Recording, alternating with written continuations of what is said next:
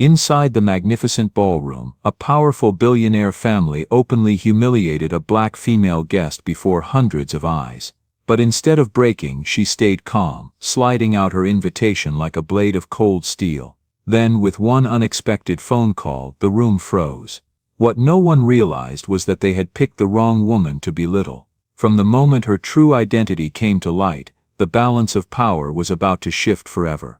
Before we dive into the story, let us know where you're watching from. We'd love to hear your thoughts. The crystal chandeliers of the Silver Coast Pavilion cast rainbow fragments across polished marble floors while California's most powerful families mingled beneath portraits of old money patriarchs. Tonight was different from the usual charity events that filled the social calendars of Los Angeles elite. Tonight carried the weight of legacy, the promise of transformation, and the kind of high-stakes drama that only emerged when billions of dollars hung in the balance. Dr. Maya Ellis adjusted her simple black clutch and took a deep breath as she stepped into the penthouse where tonight's charity gala for the Kingsley Foundation was already in full swing. At 35, Maya had learned to read rooms quickly, and this room was reading her right back with curious glances and whispered conversations behind champagne flutes. The transformation that was about to unfold would begin with a single moment of recognition, or rather, the deliberate lack thereof. The woman in the elegant navy dress noticed her first. Elizabeth Kingsley, matriarch of one of California's oldest banking dynasties, turned from her conversation with the mayor's wife and fixed her pale blue eyes on Maya with the kind of stare reserved for uninvited guests. Around them, the crowd's energy shifted almost imperceptibly as heads turned and conversations paused just long enough to assess the newcomer. It was the kind of assessment that happened at every high society gathering, but tonight it would carry consequences that none of them could imagine. What followed next would become the catalyst for everything that came after. "Excuse me," Elizabeth's voice cut through the champagne chatter like ice, her perfectly manicured hand gesturing toward Maya with theatrical precision. "I don't recall seeing your name on our guest list." The words carried across the marble acoustics with deliberate volume, ensuring nearby conversations would pause to listen. Maya met her gaze steadily, feeling the familiar tightness in her chest that always came with being the only black face in a sea of white privilege. She'd felt this before at boarding school, at Harvard, in countless boardrooms, but tonight something felt different. Tonight felt more hostile, more deliberately cruel, and infinitely more dangerous for those who chose cruelty over courtesy. "Perhaps you should check again," Maya said quietly, adjusting her simple black clutch with practiced composure. Her voice carried the kind of calm that comes from years of navigating spaces where her presence was questioned before her qualifications. Behind Elizabeth, other members of the Kingsley family began to gather like sharks sensing blood in the water, drawn by the prospect of entertainment at someone else's expense. The patriarch stepped forward next, bringing with him the full weight of generational privilege and institutional power. Richard Kingsley Sr. stepped beside his wife, his Rolex catching the chandelier light as he straightened his bow tie with the authority of someone who'd never been told no in 7 decades of life. His silver hair was perfectly styled, his tuxedo impeccable, but his eyes held the cold calculation of a man who'd built his fortune by knowing exactly who belonged in his world and who didn't. "No mistake," he said, his voice carrying the weight of boardroom decades and family tradition. "The help should know their place." The words hit Maya like a physical blow, reverberating through the marble acoustics and settling into the consciousness of everyone within earshot. But rather than breaking her, they crystallized something steel-hard in her stomach, the same feeling she'd had as an 8-year-old when the white kids at her private school had circled her on the playground, telling her she didn't belong there either. But this wasn't a playground, and she wasn't 8 anymore. This was her world now, whether they knew it or not, and the reckoning that was coming would reshape everything they thought they understood about power. The next generation joined the fray with characteristic millennial cruelty amplified by social media influence. Richard Kingsley Jr. stepped forward, already pulling out his phone to capture what he clearly thought would be entertaining content for his 2 million Instagram followers. At 28, he'd never worked a real day in his life, but he had mastered the art of finding humor in other people's humiliation and monetizing their pain for digital consumption. "Dad, security," he said with a smirk, already framing his shot. The family formed a semicircle around Maya, their unified disdain palpable in the perfumed air, creating a tableau that would soon be broadcast to millions. Maya checked her understated Patek Philippe watch, a gesture that would become significant in ways none of them could foresee. 8:47 p.m. exactly. She'd learned long ago that timing was everything in business, and tonight's timing was about to become very important indeed. Have you ever been so underestimated that people couldn't see the power you held right in front of them? Maya had spent most of her adult life in that exact position, but tonight would be different. Tonight they would see everything, and the revelation would change not just their lives, but the entire landscape of corporate accountability. The security apparatus of privilege began to mobilize, setting in motion a chain of events that would expose the hollow nature of their assumed authority. Two security guards in black suits approached through the crowd, their earpieces crackling softly with instructions from the event coordinator.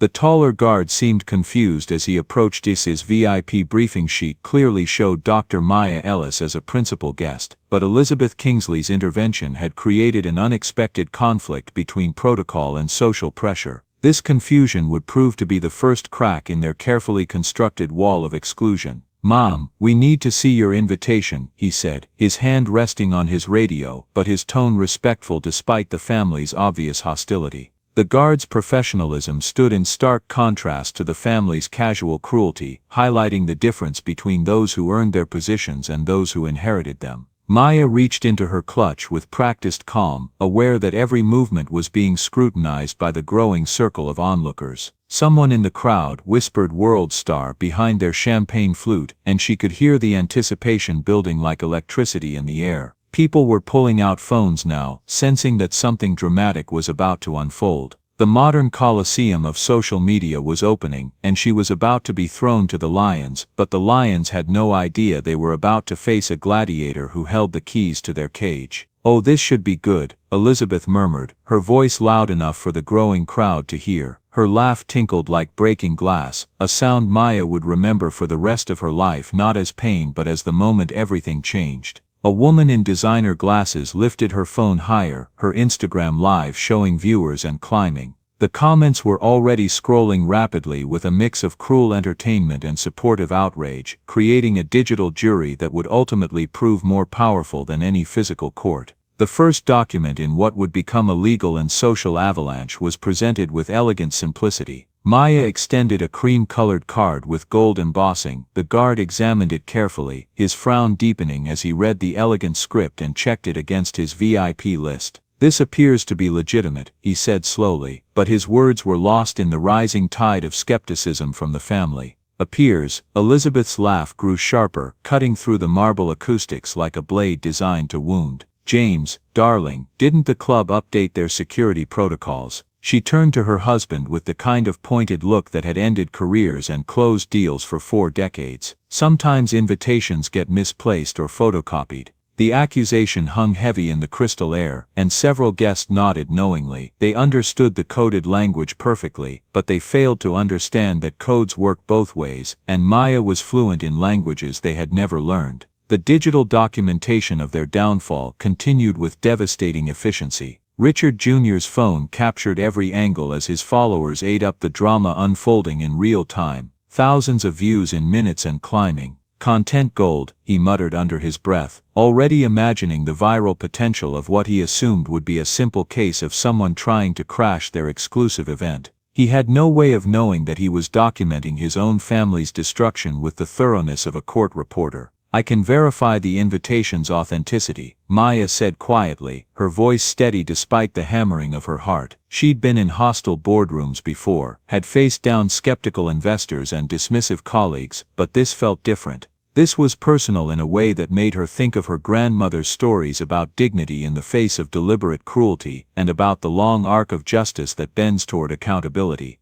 The interrogation intensified as the family sensed vulnerability where none existed. "How exactly?" Elizabeth crossed her arms, her pearl bracelet catching the light. "Do you have documentation? References from board members who sponsored your attendance?" The questions came like prosecutorial cross-examination, designed to corner and humiliate rather than seek truth. Each question revealed more about their assumptions than about Maya's credentials. The crowd pressed closer, sensing that this wasn't just entertainment anymore. This was a public trial, and they were the jury, but they didn't yet understand that the defendant and prosecutor were about to switch places. Dr. Patricia Monroe, a prominent surgeon and one of the few other black professionals in attendance, stepped forward with clear intention to intervene. "Elizabeth, perhaps we should." Dr. Monroe, with all due respect, Elizabeth interrupted smoothly, "We have protocols for a reason. The Foundation's reputation depends on maintaining certain standards." The coded language wasn't lost on anyone. Several guests exchanged uncomfortable glances, but nobody else stepped forward to intervene. The bystander effect was in full force, everyone waiting for someone else to be brave, unaware that bravery was about to emerge from an unexpected source. A moment of seeming clumsiness would provide the first clue to Maya's true identity. A server passing with champagne stumbled slightly, jostling Maya's arm. She steadied herself gracefully, but the movement caused her clutch to shift. A business card fell to the marble floor with a sound that seemed amplified in the sudden hush. Richard Jr. zoomed in with his camera as the guard picked it up, clearly hoping for some revelation that would justify their suspicions. "Monolith Capital Group," the guard read aloud, then paused as his expression shifted slightly. The name meant nothing to most of the crowd, but something about the guard's reaction suggested it should. "Never heard of it," Elizabeth said dismissively, her voice carrying across the marble expanse. "Probably some small firm trying to network above their level." But the digital world was already ahead of the physical one, as it so often is in moments of truth. The live stream comments were exploding with a different narrative. Someone had typed "Monolith Capital manages $65 billion dummy," but the family remained blissfully unaware of the digital crowd that was rapidly turning against them. The disconnect between their physical bubble of privilege and the broader world watching through screens was about to become their downfall. The final insult was delivered with the casual cruelty that only generational wealth can perfect. "Ma'am, if you could just step aside," the second guard suggested, his discomfort with the entire situation evident in his shifting stance. "We can sort this out privately." The word privately carried weight in their world, suggesting that Maya's humiliation should at least be contained rather than performed for the entertainment of 200 witnesses. Privately, Maya's voice remained level, but something in her tone made both guards hesitate. There was steel there, carefully controlled but unmistakably present. "My voice is at normal conversation level. Perhaps the acoustics in here are better than you realized." She was right, of course. The penthouse's marble and crystal construction carried sound perfectly, ensuring that every word reached every corner of the room, and soon, every corner of the internet. Time became a weapon in the hands of someone who understood its power. Richard Sr. checked his own Patek Philippe, a piece significantly more expensive than Maya's but somehow less elegant in its ostentatious display of wealth. "Ladies and gentlemen, we have an announcement in precisely 14 minutes. Perhaps we could expedite this situation." The announcement he referenced was the evening's centerpiece, the revelation of their new partnership for a transformative educational initiative. A $1.5 billion commitment that would cement the Kingsley legacy for generations, or so they thought. Of course, Elizabeth added with synthetic sweetness, "We can't have disruptions during such an important evening." She gestured toward the service elevator with the kind of casual cruelty that wealthy white women had perfected over centuries. "The main elevators are reserved for our guests tonight. I'm sure you understand." It was the final humiliation delivered in front of 200 of California's elite with the confidence of people who had never faced consequences for their cruelty. They were directing the only black woman in attendance toward the servants' exit, and they were doing it with smiles on their faces. The Instagram live viewer count continued climbing as comments poured in faster than anyone could read. The hashtag Kingsley Racist was starting to trend in Los Angeles, but inside their marble and crystal bubble, the family remained oblivious to the digital storm brewing around them. Richard Jr. added a caption to his story with the thoughtless cruelty of someone who had never faced accountability. "When networking goes wrong, Dad maintains standards." His followers were split between cruel laughter and growing outrage, but he was too caught up in the moment to notice the shift in sentiment happening in real time. He was about to learn that the internet never forgets, and karma never sleeps. The turning point arrived with the quiet dignity that defines true power. Maya took a step toward the service elevators, then stopped. Her phone buzzed with a text message that made her expression change subtly, like a chess player seeing the winning move 3 steps ahead. "Actually," she said, turning back to face the family with renewed purpose, "I think I'll wait for the main elevators." "Excuse me." Elizabeth's voice rose an octave, her carefully controlled facade beginning to crack. The woman was used to compliance, to people of Maya's supposed station accepting their dismissal gracefully and disappearing into the night with their dignity somewhat intact. What she didn't understand was that Maya's dignity had never been in question. "I said I'll wait," Maya replied, her tone conversational but carrying steel underneath that made several nearby guests shift uncomfortably. "I have some calls to make while we sort this out." She retrieved her phone from her clutch, the screen showing 3 missed calls from Kingsley Industries board. The MarketWire daily reporter in the corner, David Chen, suddenly looked up from his own phone with sharp interest. He recognized something the family didn't, and his journalist instincts were screaming that this story was about to explode. The countdown to revelation began with mathematical precision. "Ma'am," the guard said uncertainly, "we really need to 13 minutes. Maya said softly, glancing at her watch with the kind of precision that comes from years of high-stakes business timing.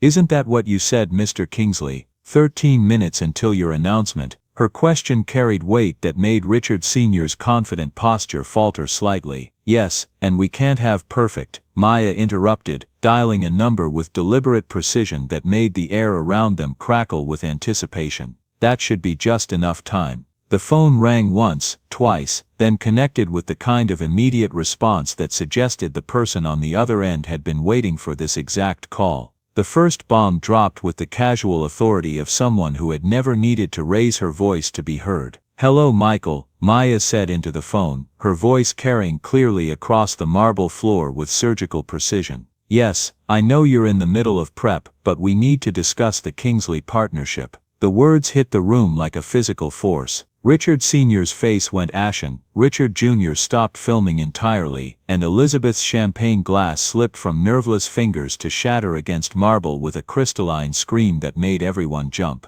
Only Elizabeth hadn't fully connected the dots yet, her privileged mind unable to process that this woman she'd been humiliating might actually be someone important enough to discuss their business partnerships. "Who is she talking to?" she whispered to her husband, but Richard Sr. couldn't answer. His throat had closed with the terrible understanding that they might have just made the most expensive mistake in their family's century-long history. The MarketWire daily reporter started typing frantically on his laptop, his article already taking shape in his mind. "Kingsley Foundation Gala becomes public relations nightmare." But even he had no idea how much worse this was about to get. The legal framework for their destruction was laid out with the precision of someone who had read every line of their contracts. "I'm afraid there's been a complication with tonight's announcement, Michael," Maya continued, her voice carrying across the penthouse like a judge delivering a sentence. The marble floor could have been cut with the silence that followed. Every conversation had died. 200 pairs of eyes focused on the woman in black speaking into her phone with the kind of natural authority that couldn't be faked or purchased.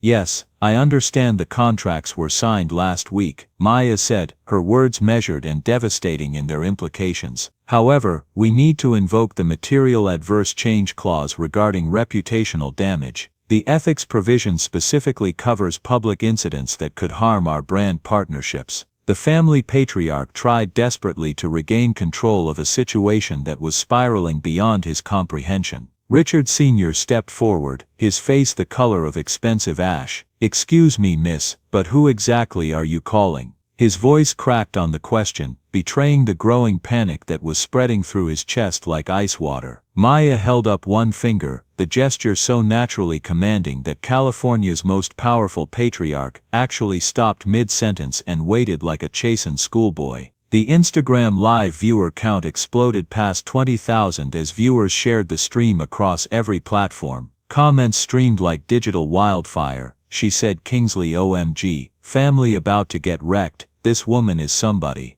But inside their marble bubble, the Kingsleys remained tragically unaware of the digital tsunami building around them with each passing second. The disconnect between their insulated world and the reality being broadcast to tens of thousands was about to become their undoing. Elizabeth grabbed her father's arm with desperate fingers, her manicured nails digging crescents into his sleeve. "Daddy, what's a partnership with us? Should we know that name?" Her voice carried the first notes of real fear, the sound of someone beginning to understand that their world might be shifting beneath their feet. Richard Jr. lowered his phone for the first time all evening, his face pale as he stared at the Google search results that had just loaded on his screen. "Wait," he said slowly, his voice barely a whisper, "isn't that the partnership we're announcing tonight? The $1.5 billion deal." The number hung in the crystal air like a death sentence, and suddenly the evening's carefully orchestrated triumph was transforming into their worst nightmare. Maya smiled then, the first genuine expression she'd shown all evening, and it wasn't comforting.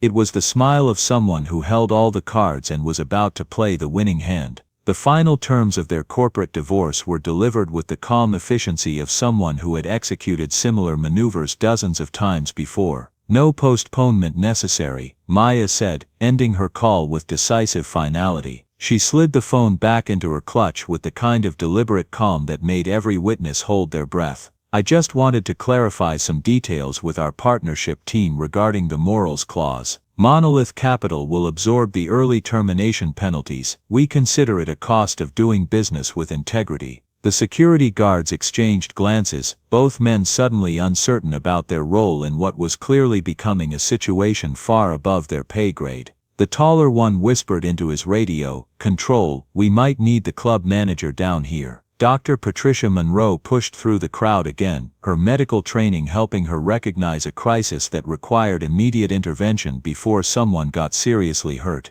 "Elizabeth, I really think we should. Patricia, please." Elizabeth's voice had lost its earlier warmth and authority, now carrying the brittle edge of someone trying to maintain control of a situation that was rapidly spinning away from her. "This is a family matter." The redefinition of power was about to begin with surgical precision. "Family matter." Maya tilted her head slightly, testing the phrase like she was tasting wine and finding it bitter. "Interesting choice of words, Mrs. Kingsley." The way she pronounced the family name with precise enunciation and subtle emphasis sent a chill through everyone within earshot. This wasn't someone guessing at social dynamics or trying to impress anyone. This was someone who knew exactly who they were dealing with and had made her decision about how this evening would end. Richard Jr.'s phone was pinging with notifications as his Instagram story had been shared thousands of times in the last 5 minutes. Someone had tagged TMZ, another person had shared it to TikTok, and the hashtag Kingsley Racist was starting to trend nationwide.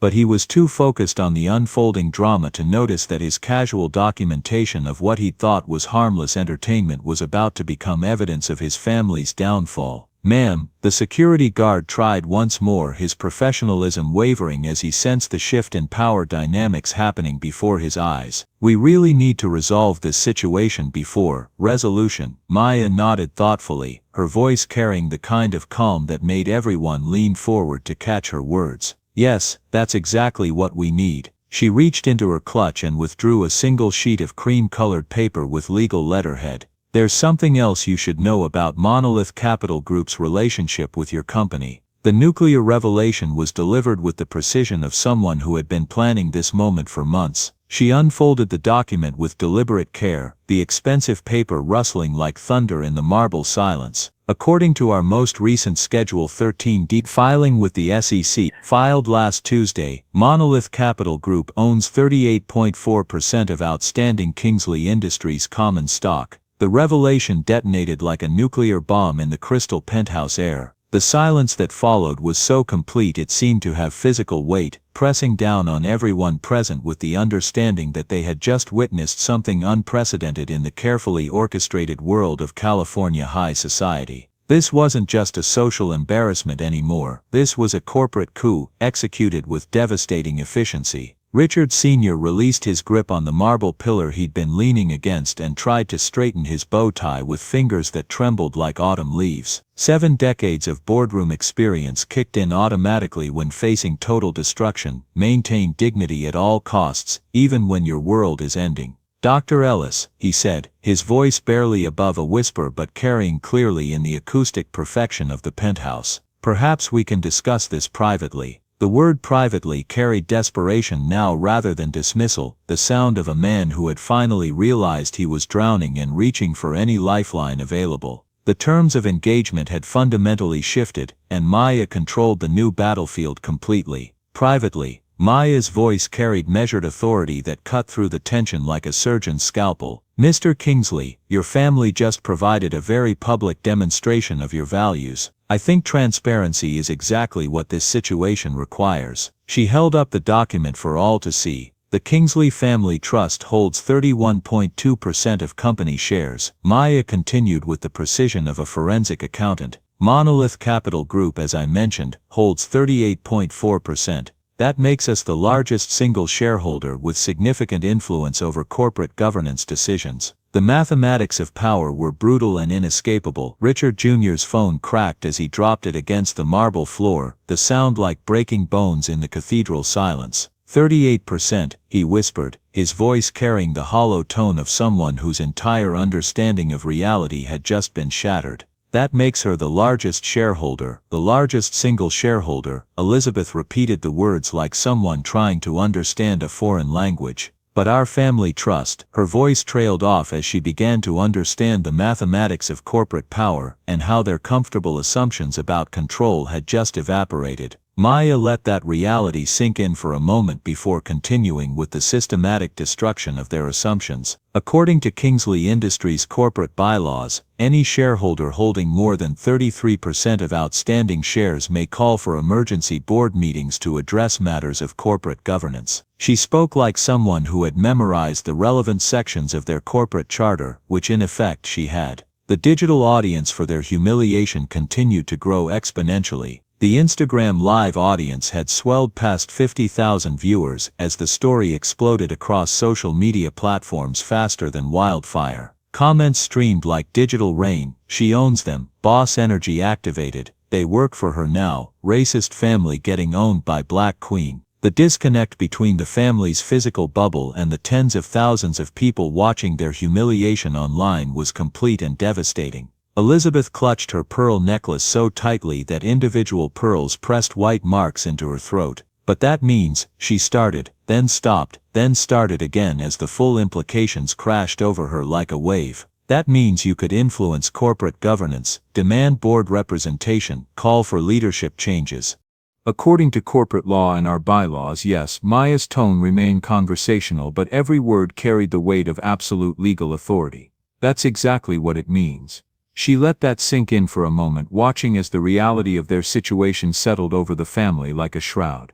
Dr. Patricia Monroe stepped forward again, her medical training recognizing when patients were going into shock and needed immediate intervention. "Perhaps we should all take a breath." And Dr. Monroe, Maya's acknowledgement was warm and respectful, a stark contrast to how she'd been addressing the Kingsley family.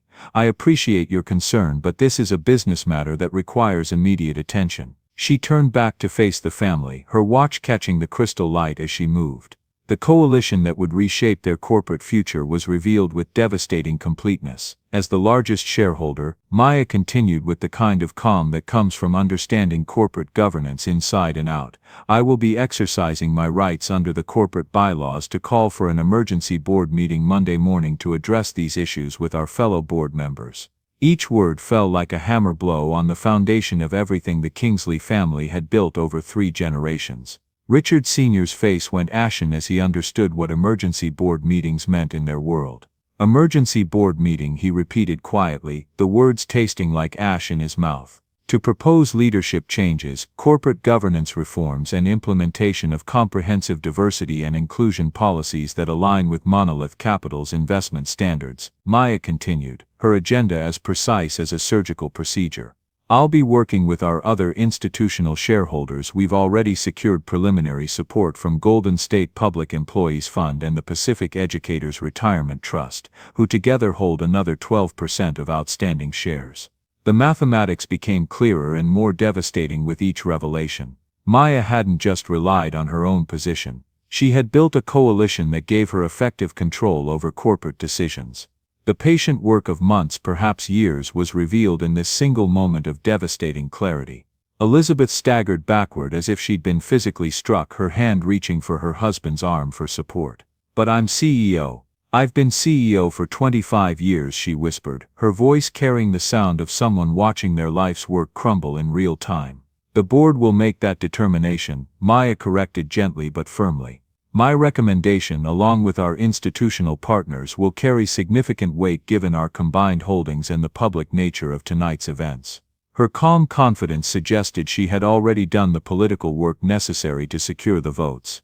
Board meetings weren't just about ownership percentages, they were about building coalitions, and Maya clearly understood that game better than the Kingsleys had realized.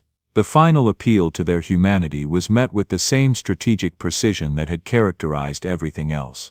Richard Sr. played his final card, the one argument that had always worked when everything else failed. The jobs. Dr. Ellis, Kingsley Industries employs 23,000 people across 12 states. Surely you won't jeopardize their livelihoods over this incident. Maya's voice remained steady but carried new weight that spoke to values beyond profit margins. Mr. Kingsley, those 23,000 employees deserve leadership that reflects the values they bring to work every day. Monolith Capital specializes in corporate governance transitions that strengthen rather than weaken employment stability. Elizabeth made one last desperate attempt to salvage something from the disaster unfolding around them. Our shareholders won't support this. The board won't stand for major changes based on a single incident. That remains to be seen. Maya's response was measured, acknowledging the political complexity of corporate governance while making clear she had already done the work necessary to succeed. But I believe other institutional investors will recognize that tonight's events represent systematic issues that require systematic solutions. ESG-focused funds particularly value authentic accountability over damage control. The story was already breaking across financial news networks before the evening had even ended. David Chen published his breaking news article, the headline reading Kingsley Industries in crisis as largest shareholder calls emergency board meeting following viral racism incident. Within seconds the story began appearing in Bloomberg feeds, Reuters alerts and Wall Street Journal notifications across financial districts worldwide. The terms of their corporate restructuring were laid out with the precision of someone who had orchestrated similar transformations before. The emergency board meeting will address three primary issues, Maya continued with the precision of someone who had restructured dozens of companies and knew exactly how these processes worked. First, immediate implementation of comprehensive diversity training for all management levels. Second, establishment of a $75 million fund for minority business development partnerships. Third, evaluation of current senior leadership's fitness to guide the company forward. Each point was a nail in the coffin of the old Kingsley Industries, the company that had operated with impunity for 3 generations, under the assumption that wealth and connections could insulate them from consequences. The new reality was being built in real time, and they were watching it happen with the helpless fascination of witnesses to their own corporate funeral. The alternative, Maya added quietly, her voice carrying the weight of absolute certainty, would be more drastic measures that I believe would be unnecessary if the board acts responsibly. The implicit threat of a proxy fight sat on the table like a loaded weapon. Such action would mean prolonged corporate warfare that could damage the company far more than orderly leadership transition. Richard Sr. looked around the marble penthouse at the crystal chandeliers his grandfather had installed, at the portraits of 3 generations of Kingsley patriarchs, at the empire that had taken a century to build and was now under existential threat. "What do you want from us?" he asked, his voice barely audible above the hum of air conditioning and whispered conversations. The olive branch was offered with the same grace that had characterized Maya's entire performance. Maya folded the legal document with the same deliberate precision she'd shown all evening and returned it to her clutch. "I want what Monolith Capital has always wanted, Mr. Kingsley. A partner we can be proud of." The weight of her words settled over the family like a burial shroud, final and inescapable. "Monday morning, 9 a.m. sharp," she said, turning toward the main elevators she had been denied access to just an hour earlier. "Don't be late." She paused at the elevator bank and looked back at the family one final time. "Oh, and Mr. Kingsley, you might want to prepare remarks for the board meeting. Something that acknowledges tonight's events and outlines your family's commitment to change. The board will expect concrete action, not just words." The final act of the evening played out with the same dignity that had characterized Maya's entire performance. The elevator doors opened with a soft chime that sounded like a church bell tolling, and Dr. Maya Ellis stepped inside with the same quiet dignity she had maintained throughout the entire evening. As the doors closed, her voice carried clearly until the very last second. "Michael, it's Maya. Execute the partnership withdrawal under the morals clause. Yes, Monolith will cover the penalties." The aftermath was as devastating as the confrontation itself. The Kingsley family stood frozen in the aftermath like survivors of a natural disaster, surrounded by the debris of their shattered assumptions about power, privilege, and consequences. The live stream had reached over 100,000 viewers, the video was being shared across every platform imaginable, and their phones were beginning to ring with calls from board members, investors, and reporters who had gotten wind of the story breaking across financial news networks. Elizabeth looked at her husband with eyes that had aged a decade in the span of an hour. "What have we done?" she whispered, but Richard Sr. had no answer. For the first time in his 70 years of life, he was completely out of solutions, completely out of the protective bubble that wealth had always provided. The reckoning that followed was swift, decisive, and transformative in ways that extended far beyond a single family's comeuppance. Monday morning arrived like a judgment day wrapped in California sunshine. The Kingsley Industries boardroom, with its 8-member board of directors, had never felt smaller despite its mahogany panels and panoramic views of downtown Los Angeles. Richard Sr. sat at what had been the head of the table for 3 decades, but today felt like the defendant's chair in his own corporate courtroom. Maya Ellis entered at exactly 9:03 a.m., flanked by 2 attorneys and accompanied by representatives from Golden State Public Employees Fund and the Pacific Educators Retirement Trust. Her presence transformed the room's energy from funeral parlor to operating theater, and everyone could feel the shift in power dynamics as surely as they could feel the air conditioning. The institutional weight behind her was now visible and undeniable. "Good morning," Maya said, settling into the chair directly across from Richard Sr. The board composition had never been more relevant: 2 independent directors, nominated by Monolith, 3 existing independent directors, and 3 family representatives. The mathematics of corporate democracy were about to play out in real time, and everyone in the room understood that the old order was ending. The corporate restructuring proceeded with the efficiency of a surgical procedure. The emergency board vote followed proper corporate procedures but moved with decisive speed. Elizabeth's suspension as CEO pending investigation passed by a margin of 6 votes to 2, with Maya's coalition of institutional investors and independent directors having built consensus over the weekend. Richard Jr.'s removal as COO was unanimous after board members had spent days reviewing not just the viral video but also employee complaints that had been previously dismissed. Effective immediately, announced board member Harrison Pierce, reading from prepared remarks, the board accepts the reform proposals put forward by Monolith Capital and our institutional partners. Implementation will follow a structured timeline developed with our legal and HR departments. The transformation that followed was both comprehensive and carefully paced. The transformation began deliberately rather than overnight.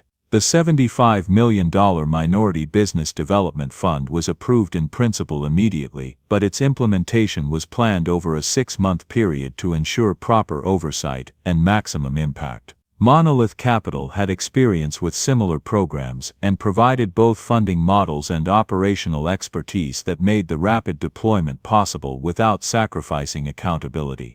Elizabeth's comprehensive leadership assessment began the following week, presented not as punishment but as professional development that would eventually extend to all senior executives. The program, designed by Harvard Business School's Sustainable Business Initiative, was rigorous but focused on genuine transformation rather than performative compliance. The goal was genuine change, not public relations damage control. Richard Jr. faced structured consequences that reflected his role in documenting and amplifying the incident, but they were designed as learning opportunities rather than punishment. His social media activities were temporarily restricted while he completed a digital responsibility and unconscious bias program. His trust fund distributions were modified to include mandatory matching donations to minority business development programs, creating positive impact while teaching accountability about inherited privilege. But the individual consequences were just the beginning of a corporate transformation that would influence the financial services sector for years to come. The Dignity Protocol became the company's new operating standard, with employee training rolled out over 3 months to ensure genuine understanding rather than checkbox compliance. The program included ongoing assessment mechanisms and anonymous reporting systems that gave employees real power to address workplace issues before they escalated into the kind of public relations disasters that could destroy companies overnight. Moreover, Maya's approach extended strategically to her other portfolio companies, but the changes spread organically rather than by mandate. Within 18 months, 8 other monolith portfolio companies had voluntarily adopted similar dignity protocols after seeing the measurable business benefits at Kingsley Industries. The business case was compelling and undeniable. Companies with authentic inclusive leadership showed consistent improvements in employee retention, customer satisfaction, and most importantly bottom-line performance that satisfied even the most profit-focused investors. Meanwhile, the financial markets provided their own verdict on the transformation.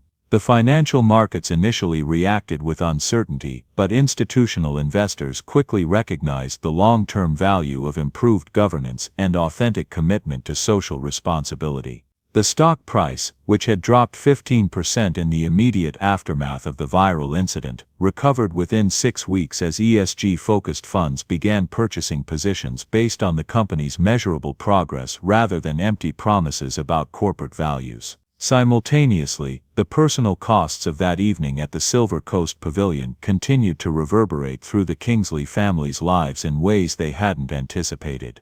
Elizabeth spent 4 months in a comprehensive leadership transformation program, working with business ethicists and organizational psychologists to understand how unconscious bias had shaped decades of decision-making without her recognition. The process was painful, humbling, and ultimately transformative in ways that surface-level diversity training never could have achieved. Furthermore, the process revealed patterns she had never acknowledged, the subtle ways she had dismissed ideas from minority colleagues, the assumptions she had made about who belonged in leadership positions, and the privilege that had allowed her to make those judgments without consequences until they were broadcast to hundreds of thousands of viewers in real time. The revelation was devastating but necessary for genuine change. Consequently, she emerged from the process genuinely changed, and her first public interview 8 months later included a stark admission that resonated far beyond corporate circles. "I thought success gave me the right to judge who belonged in my world.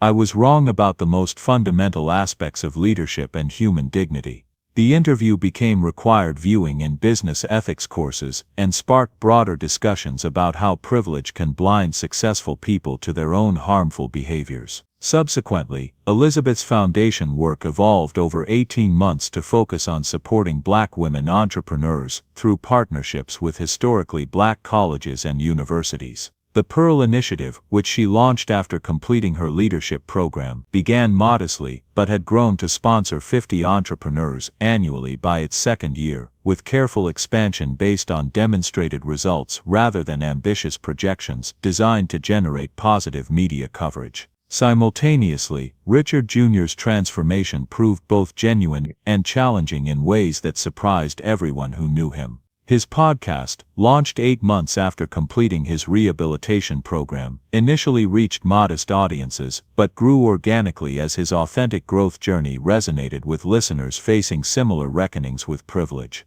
His commitment to redirecting his trust fund started at 10% of distributions but increased to 30% over 2 years as he genuinely embraced the responsibility that came with inherited wealth. Additionally, his most popular episode, "The Night I Learned I Wasn't the Main Character," featured him revisiting the viral video with guest experts who helped explain the psychological and social dynamics that had played out in real time. The episode was difficult to produce and painful to listen to, but it became essential content for young professionals learning about unconscious bias in corporate environments. Subsequently, the broader impact of what became known as the Kingsley transformation extended carefully beyond one family's reckoning with their prejudices. Other companies facing discrimination scandals began studying Kingsley Industries' approach as evidence that meaningful change was possible when leadership took genuine responsibility, rather than hiding behind legal teams and public relations strategies that prioritized image over substance. Moreover, Maya's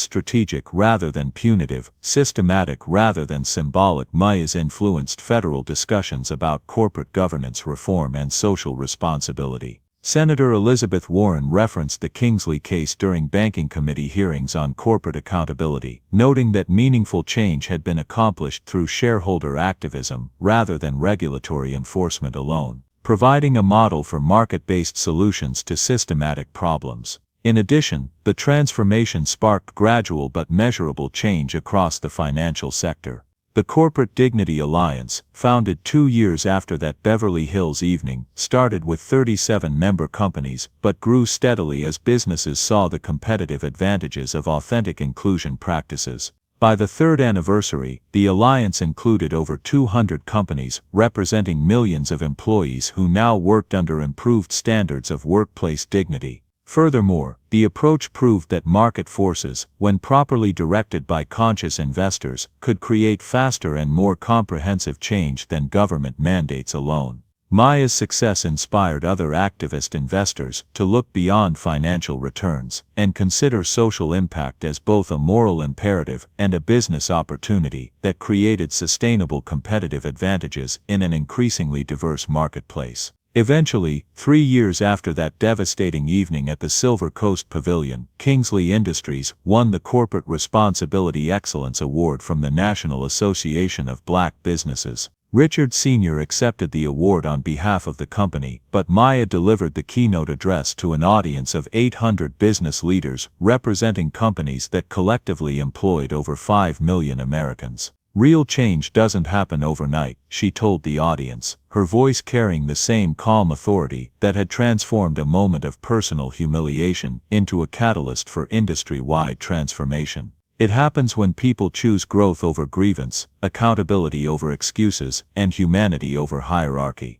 The applause lasted 4 minutes, but more importantly, the speech was streamed live and viewed by over 2 million people who shared it across social media platforms, with commitments to implement similar changes in their own organizations. Meanwhile, in the audience, Elizabeth sat with her new leadership team, 3 vice presidents she had recruited from historically black colleges and universities, 2 Latino department heads, and an indigenous supply chain director, whose innovations had improved operational efficiency while creating partnerships with Native American businesses. Her company looked different now, but more importantly, it performed at levels she had never imagined possible when diversity was treated as a burden rather than an asset. Consequently, the metrics were undeniable and had improved steadily over 3 years. Employee satisfaction up 27% from baseline, customer loyalty ratings improved by 19%, revenue growth averaging 22% annually, and 0 discrimination complaints filed with HR or regulatory agencies.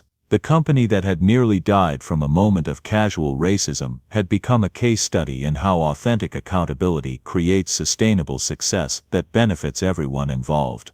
Ultimately, Maya never needed to execute the proxy fight she had implicitly threatened that night. The possibility alone had created transformation that voluntary diversity programs had failed to achieve across entire industries. Her 38.4% ownership stake became a partnership model rather than a weapon, with Monolith Capital working collaboratively with the reformed Kingsley Industries to develop supplier diversity programs that other Fortune 500 companies began studying and implementing.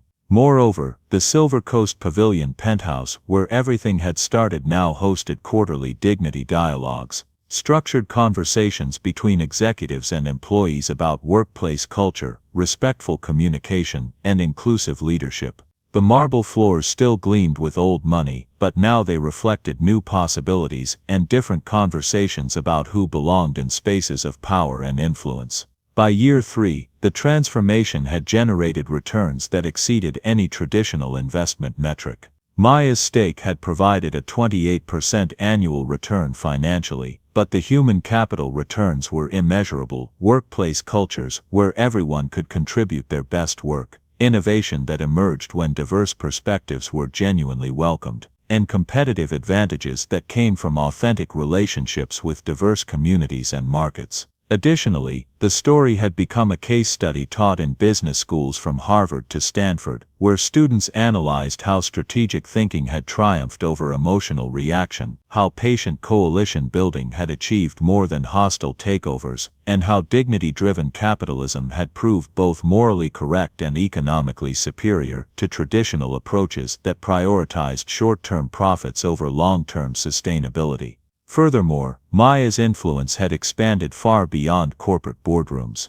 2 years later, she stood before the United Nations Global Compact Assembly, delivering the keynote address on stakeholder capitalism in practice. In the audience, 500 business leaders from 40 countries listened as she described how one moment of discrimination had become a catalyst for systematic change that was being studied and replicated globally. Power, she said, her voice carrying across the assembly hall with the same quiet authority that had commanded attention in a hostile penthouse 3 years earlier, isn't about what you can destroy, it's about what you choose to build. Subsequently, the Kingsley Industries transformation had sparked a movement that extended far beyond one family's reckoning with their prejudices, but it had grown organically rather than through force. Companies adopting similar dignity protocols did so because they saw measurable business benefits, not because they were compelled by social pressure or regulatory mandate that could be resisted or circumvented.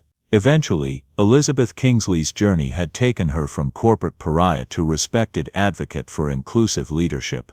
Her work with the Pearl Initiative had evolved into a comprehensive platform supporting minority entrepreneurs, but growth had been steady and sustainable rather than dramatic. By the program's third year, it was supporting 80 entrepreneurs annually with a 92% success rate, generating meaningful economic impact while maintaining the high standards that made the program genuinely valuable rather than merely performative. Meanwhile, Richard Jr. had become an unlikely voice for accountability among privileged young professionals. His media platform had grown to include a podcast, a newsletter, and speaking engagements at universities where he helped students understand how unconscious bias operates in professional settings. His personal transformation was genuine, documented through 3 years of consistent action rather than grand gestures designed to generate positive publicity. In addition, the Corporate Dignity Alliance had grown to include over 300 member companies by the 4th anniversary, representing employment for over 6 million Americans.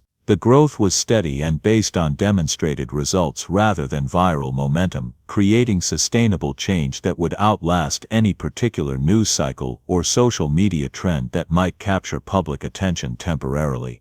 Moreover, Maya's investment philosophy had influenced over $200 billion in assets under management across the financial sector, but the changes had been implemented gradually as fund managers saw consistent outperformance from companies with authentic inclusive practices. The approach proved that systematic change happened through patient work and measurable results rather than dramatic confrontations that generated headlines but failed to create lasting transformation. Ultimately, the story that had begun with humiliation and hatred had evolved into something much more powerful, a demonstration that individual courage, strategic thinking, and commitment to human dignity could create systematic change affecting millions of lives. It proved that the most effective response to discrimination wasn't anger or revenge, but the patient, strategic work of building better systems that prevented such incidents from recurring. Looking back, the evening at the Silver Coast Pavilion represented a turning point not just for the Kingsley family, but for an entire approach to corporate accountability. Maya Ellis had demonstrated that lasting change came not from destroying enemies, but from transforming them into partners, not from winning battles, but from changing the conditions that made those battles necessary in the first place. Finally, the transformation continued, measured not in viral moments or social media metrics, but in the steady work of creating workplaces where dignity was standard practice, where everyone could contribute their best work, and where success was measured not just in financial returns, but in human flourishing.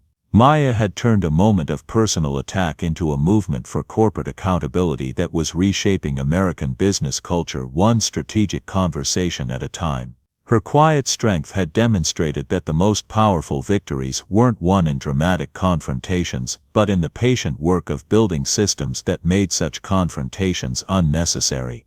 The story proved that real power lay not in the ability to punish wrongdoing, but in the capacity to prevent it by creating cultures where everyone was valued, respected, and given the opportunity to succeed.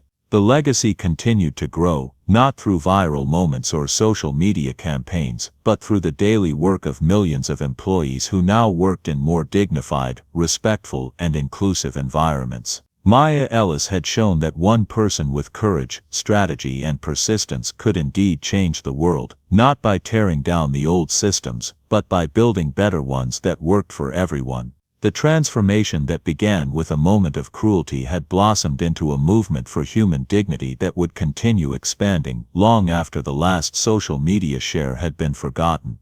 White billionaire family mocked the black woman at party, then she canceled their $1.5 billion deal. Join us to share meaningful stories by hitting the like and subscribe buttons.